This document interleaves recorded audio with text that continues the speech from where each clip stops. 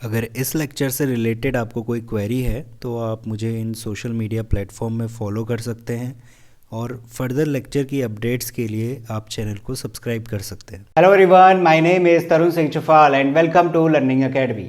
तो आज इस वीडियो में मैं एक और केस बेस्ड क्वेश्चन लेकर आया हूं जो प्रोबेबिलिटी का है। इससे पिछली वीडियो में मैंने केस बेस्ड क्वेश्चन लिया था, वो भी प्रोबेबिलिटी का ही था। अगर वो वीडियो नहीं देखी है तो ऊपर आई बटन पे आपको लिंक मिल रहा होगा, वो वीडियो देखिए, उसके बाद इस वीडियो पे आइए। तो केस बेस्ड क्वेश्चन में इस वाले क्वेश्चन में हमसे कहता है, वो देखते हैं। इसमें हमें गिवन है कि एक बैग 1 है जिसमें 3 रेड बॉल्स हैं, बैग 2 है उसमें 2 रेड और 1 वाइट बॉल है, और बैग 3 है जिसमें सिर्फ और सिर्फ 3 वाइट बॉल्स हैं। तो कुछ इस तरीके का क्वेश्चन है। फिर हमसे कहता है कि the probability that bag I will be chosen. अब देखो आई का मतलब क्या है, आई का मतलब सिंपल ये है कि 1 की बात कर रहा है, 1 2 3। यहाँ पे बोलता है कि आई की वैल्यू ले लेना 1 2 3। तो प्रोबेबिलिटी इस बात की कि बैग 1 चूज किया जाएगा या बैग 2 या फिर बैग 3 और उसमें से बॉल निकाली जाएगी, वो कितनी है, i/6 है। इस बात का क्या मतलब है वो यहाँ पे क्लियर होगा, मैं यहाँ पे बताऊंगा। सबसे पहले यहाँ पे क्या है, हमारे पास कुछ इस तरीके का क्वेश्चन हमने बेस थ्योरम में देखा था। वहाँ पे हमारे पास क्या थे, 3 बैग्स रहते थे या फिर 2 बैग्स रहते थे, फिर वहाँ से एक बॉल निकाली जाती थी, फिर उससे रिलेटेड कुछ क्वेश्चन गिवन रहता था। तो उसी चीज को ध्यान में रखते हुए मैं यहाँ पे इवेंट बना देता हूँ। मैं कहता हूँ कि इवन इवेंट है कि बैग 1 सेलेक्ट करा होगा। हमारे सामने 3 बैग पड़े होंगे, उनमें से पहले पहला या दूसरा या तीसरा ये बैग सेलेक्ट करेंगे, फिर आगे का काम करेंगे, यानी कि बॉल निकालेंगे। तो वही चीज है, E1 को ले लिया कि बैग 1 सेलेक्ट किया, E2 को बैग 2 सेलेक्ट किया और E3 को बैग 3 इज सेलेक्टेड। अब मैं प्रोबेबिलिटी वाली बात पे आता हूँ। प्रोबेबिलिटी क्या कहती है कि अगर मान लीजिए आपके पास ये 3 बैग पड़े हैं सामने, ठीक है। अगर मैं सिंपल सा लॉजिक लगाता हूँ जो कि फेवरेबल अपॉन टोटल वाली प्रोबेबिलिटी होती है, कि अगर मैं आपसे पूछूं कि बैग 1 चूज करा तो आप कहोगे फेवरेबल क्या है 1 और टोटल कितने 3, तो आप आंसर दोगे कि 1/3, यानी कि बैग 1 को चूज करने की प्रोबेबिलिटी बनेगी 1/3। ऐसा हमने बेस थ्योरम में करा था, ठीक है। बैग 2 की बात करूं उसकी भी 1/3 और बैग 3 उसकी भी 1/3 बनेगी। बट यहाँ पे हमसे क्वेश्चन कह रहा है, मतलब क्वेश्चन कह रहा है कि आप वो चीज मत करना, आप ये करना कि बैग 1 चूज करा जाएगा, इस बात की प्रोबेबिलिटी कितनी होगी 1/6, यानी आई की वैल्यू क्या है 1 है, तो बैग 1 के लिए 1/6 हमें प्रोबेबिलिटी मिलेगी। तो यानी कि अगर मैं बैग 1 चूज कर रहा हूँ, सेलेक्ट कर रहा हूँ, तो मैं फेवरेबल अपॉन टोटल वाला फॉर्मूला हमें अप्लाई नहीं करना है, उसमें हमें ऑलरेडी प्रोबेबिलिटी गिवन है। ऐसे क्वेश्चन हैं एनसीईआरटी में हमने करे हुए हैं, वहाँ पे हेड एंड टेल वाली बात करता है। बट अभी फिलहाल बैग का है, तो प्रोबेबिलिटी E1 कितना हो जाएगा 1/6 हो जाएगा। सिमिलरली E2 यानी कि बैग 2 चूज करा जाएगा, तो बैग 2 के लिए आई की वैल्यू 2 हुई तो 2/6 लिखा है। बैग E3 मतलब बैग 3, तो उसके लिए E3 यानी probability of E3 bag 3 choose करा जाएगा, इस बात की प्रोबेबिलिटी बनेगी 3/6। तो ये सब कुछ जो दूसरी लाइन है वो यहाँ से हमें ये सारा कंक्लूजन लाके देती है, ठीक है। E1 E2 3 मेंशन कर दिया, PE1 PE2 PE3 कितना होगा ये भी हमने देख लिया। अब एक और चीज कि यहाँ पे जो भी चीज हो रही होगी, या तो रेड बॉल बाहर निकाला होगा या फिर व्हाइट बॉल के बारे में कुछ ना कुछ दे रहा होगा, तो उसी को ध्यान में रखते हुए मैंने स्टार्टिंग में ही आर इवेंट का नाम दे दिया कि रेड बॉल सेलेक्ट करी है, डब्लू का नाम दे दिया कि व्हाइट बॉल सेलेक्ट करी है। अब इसी से रिलेटेड हम क्वेश्चन करेंगे और उनका जो इवेंट है वो बनाएंगे और प्रोबेबिलिटी फाइंड आउट करेंगे। पहला क्वेश्शन कहता है प्रोबेबिलिटी बताओ कि रेड बॉल सेलेक्ट करी गई होगी। अब प्रोबेबिलिटी बतानी कि रेड बॉल बाहर आएगी। अच्छा, रेड बॉल कैसे बाहर आएगी, 3 बैग हैं आपके पास, या तो आप पहले के पास गए होंगे फिर वहां से रेड बॉल, या तो दूसरे के पास वहां से रेड बॉल, या फिर तीसरे के पास वहां से रेड बॉल। तो इन सभी बातों का ध्यान में रखते हुए अगर मैं यहाँ पे लिखता हूँ PR इस वजह से लिखा है क्योंकि आर को मैं लेके चला हूँ कि रेड बॉल सेलेक्ट करनी है, ठीक है। तो PR क्या हुआ होगा कि पहले आप गए होंगे बैग 1 के पास, जिसको कि मैं कहूंगा E1, उसे सेलेक्ट करा होगा और वहां से आपको मिल रही होगी रेड बॉल, जिसको कि मैं लिखूंगा PR/E1। कंडीशनल प्रोबेबिलिटी हम यहाँ पे लगा रहे हैं कि E1 हो चुका, अब R होने की प्रोबेबिलिटी बताओ, यानी कि रेड बॉल बाहर आएगी, इस बात की प्रोबेबिलिटी बताओ, ठीक है। अब या तो दूसरा केस ऐसा हो सकता है, अब दूसरा केस है तो वहाँ पे प्लस लगता है, तो प्रोबेबिलिटी ऑफ E2, अब यहाँ पे भी अगेन R/E2 क्योंकि हमें रेड के लिए काम करना है, और आखिरी में प्लस लगा के प्रोबेबिलिटी ऑफ E3, या फिर हम तीसरे बैग के पास जाएंगे और वहाँ से रेड बॉल बाहर निकाल के लाएंगे। तो ये सारे केसेस हमने ले लिए और इन सभी केसेस को हम ऐड करेंगे, वैल्यू निकालेंगे, वो क्या निकलेगा, रेड बॉल बाहर आने की प्रोबेबिलिटी। सिंपल क्वेश्चन है, देखते हैं। प्रोबेबिलिटी ऑफ E1 हमें पता कितनी है 1/6 है, इंटू प्रोबेबिलिटी R/E1 यानी कि बैग 1 में से रेड बॉल बाहर आएगी, इस बात की प्रोबेबिलिटी कितनी है। देखो यहाँ पे रेड बॉल कितनी है, 3 रेड बॉल्स हैं, इसके अलावा और कुछ है क्या, नहीं है, यानी कि 100% चांसेस है कि रेड बॉल ही बाहर आएगी, जिसको कि आप ऐसा भी कह सकते हो कि फेवरेबल अपॉन फेवरेबल कर दिया, ठीक है। तो 3/3 करोगे 1 मिलेगा, सिंपल है। तो ये वाला हो गया। प्लस दूसरा प्रोबेबिलिटी ऑफ E2 हमारे पास पड़ी है 2/6 इंटू, अब E2 में से यानी कि बैग 2 में से रेड बॉल बाहर आएगी, इस बात की प्रोबेबिलिटी फेवरेबल अपॉन टोटल 2/3 हो जाएगा, क्योंकि 2 रेड बॉल हैं और टोटल में 3 पड़ा हुआ है। Plus probability of E3 3/6 into PR/E3 यानी कि 3 बैग चूज कर लिया ये वाला। अब यहाँ से रेड बॉल बाहर आएगी, इस बात की प्रोबेबिलिटी बताओ। यहाँ पे तो सिर्फ 3 वाइट बॉल पड़ी है, रेड है ही नहीं। फेवरेबल क्या है? 0, 0 अपॉन टोटल, यानी कि 3 करोगे 0 मिलेगा। तो यहाँ पे होने के कोई भी चांसेस नहीं है, यहाँ से कोई रेड बॉल बाहर थोड़ी निकल सकती है, तो 0 निकलेगा।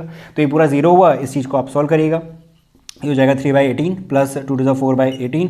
इसको सॉल्व करोगे तो ये हो जाएगा 7/18, यानी कि हमारा ऑप्शन नंबर ए ठीक है।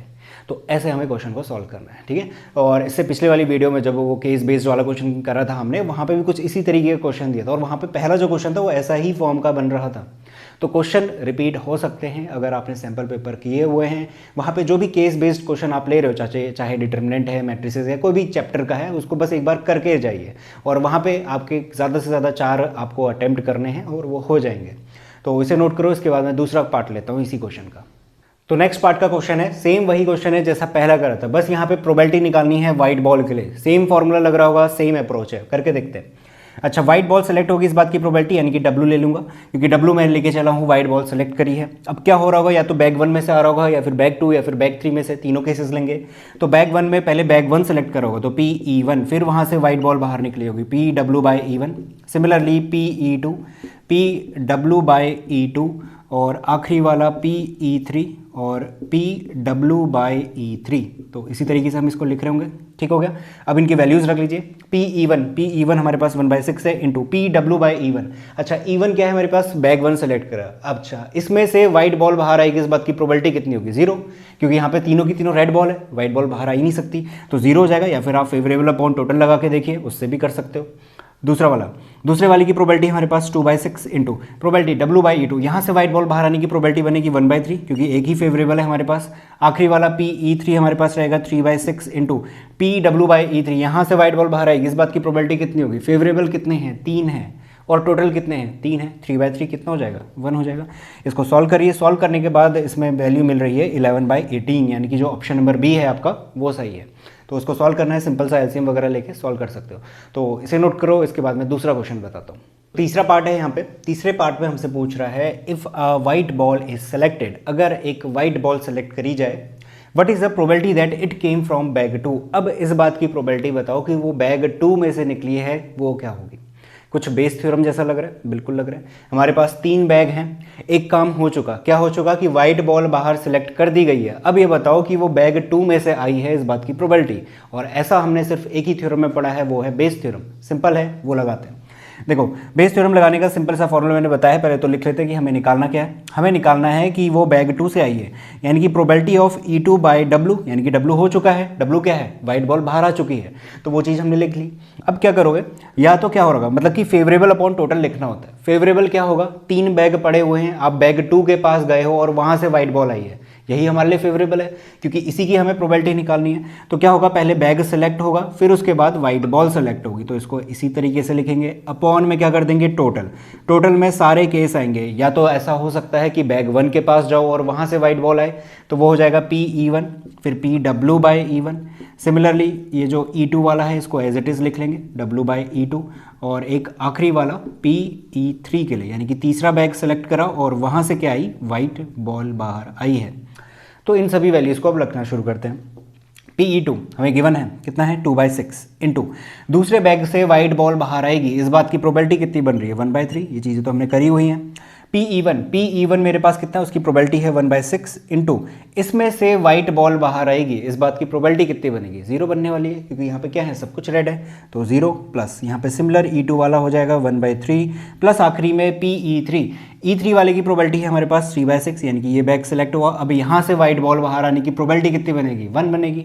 3/3 करोगे 1 मिलेगा, ये हो गया 1। इस पूरी चीज़ को सॉल्व करना, एलसीएम वगैरह लेना है। आपका इसमें जो आंसर बन रहा है वो बन रहा है 2/11।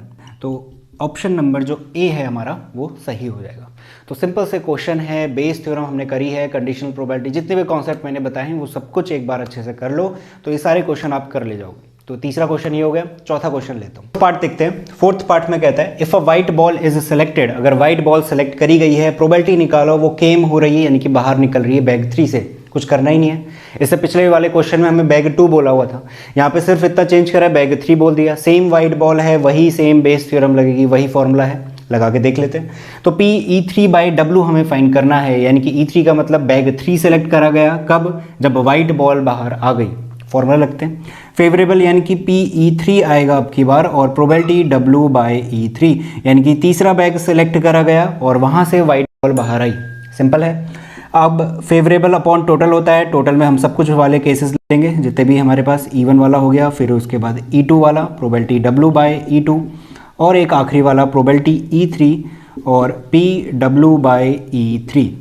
सारी वैल्यूज़ मैं लिखवा देता हूँ एक बारी। PE3 हमें मालूम है 3/6 इंटू PW/E3, यहाँ से वाइट बॉल बाहर आएगी तीसरे बैग से, कितनी होगी 1 होगी, ये हो गया 1 अपॉन में हमारे पास हो जाएगा PE1 1/6 इंटू यहाँ से वाइट बॉल बाहर आने का कोई चांस नहीं है 0, प्लस ये वाला रहेगा 2/6 E2 वाले के लिए, और वहाँ से वाइट बॉल बाहर आने के 1/3, प्लस आखिरी वाला 3/6 इंटू 1, और इसको सॉल्व करके हो जाएगा आपके पास 9/11। इसको सॉल्व करिएगा, इसका सॉल्यूशन 9/11 आ रहा है, तो जो ऑप्शन नंबर बी है हमारा वो सही हो जाएगा।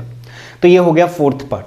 देखना फिफ्थ पार्ट जो इसका है ना, वो भी सेम क्वेश्चन है, सेम बेस थ्योरम हमें अप्लाई करनी है। वहाँ पे सिर्फ बैग 1 बोला गया है, तो बैग 2 के लिए हमने देख लिया, बैग 3 के लिए भी सेम लॉजिक है, सेम फॉर्मूला है, आंसर मिल गया। बैग 1 के लिए आप लोग निकालना, आंसर जो मिलेगा बैग 1 के लिए जो फिफ्थ पार्ट है इसका वो 0 मिलेगा। ठीक है, तो मैं नहीं सॉल्व कर रहा हूँ क्योंकि सेम क्वेश्चन है, बेस थ्योरम लग रही है, बट अभी फिलहाल के लिए तो यहाँ पे हमारे पास बैग 3 गिवन था, तो इसे नोट डाउन कर लीजिएगा। तो इस तरीके के क्वेश्चन हमसे पूछे जा रहे हैं। अब देखना सैम्पल पेपर में से अगर मैं यहाँ पे जितने भी क्वेश्चन है प्रोबेबिलिटी से रिलेटेड केस बेस्ड के वो सारे करवाऊंगा, और जितने भी अगर आप कर लेते हो ये सारे केस बेस्ड क्वेश्चन तो आपको आइडिया आ जाएगी कैसे क्वेश्चन वहाँ पे पूछे जा रहे हैं। और पूछने में ज़्यादा कुछ नहीं पूछ रहा है, सिंपल सा बेस थ्योरम है, कभी कंडीशनल प्रोबेबिलिटी, इससे बाहर नहीं पूछने वाले। तो अगर आपने प्रैक्टिस कर ली 2 से 3 या फिर 4 जितने भी मिलते हैं केस बेस्ड क्वेश्चन की, तो आप उसमें से अगर कोई भी क्वेश्चन बना जैसे प्रोबेबिलिटी है जिसके ज़्यादा चांसेस है आने के, तो आप करके ले जाओगे, 4 मार्क्स आपके कहीं नहीं जाने वाले। तो इसे नोट करो। इसके बाद में मैं मिलूंगा नेक्स्ट वीडियो पे जहाँ पे प्रोबेबिलिटी से और क्वेश्चन है केस बेस्ड के, उनको हम सॉल्व कर रहे होंगे। तो मिलते हैं नेक्स्ट वीडियो में।